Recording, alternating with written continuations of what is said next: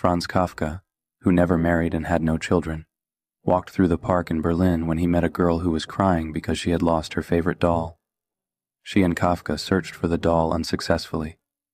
Kafka told her to meet him there the next day, and they would come back to look for her. The next day, when they had not yet found the doll, Kafka gave the girl a letter written by the doll, saying, "Please don't cry. I took a trip to see the world. I will write to you about my adventures." Thus began a story which continued until the end of Kafka's life. During their meetings, Kafka read the letters of the doll, carefully written with adventures and conversations, that the girl found adorable. Finally, Kafka brought back the doll. "It doesn't look like my doll at all," said the girl. Kafka handed her another letter, in which the doll wrote, "My travels have changed me."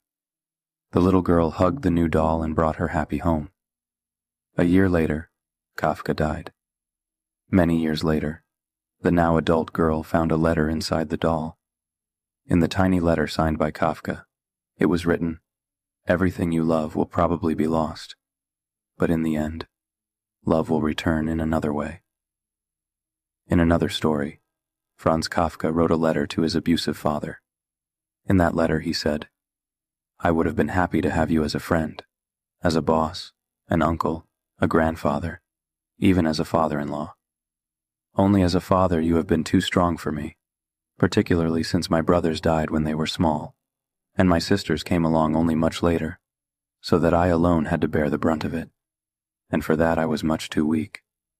We were so different, and in our difference so dangerous to each other, that if anyone had tried to calculate in advance how I, the slowly developing child, and you, the full-grown man, would stand to each other, he could have assumed that you would simply trample me underfoot, so that nothing was left of me.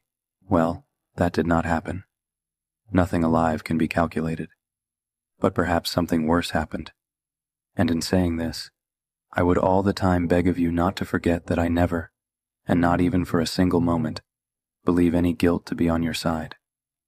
The effect you had on me was the effect you could not help having.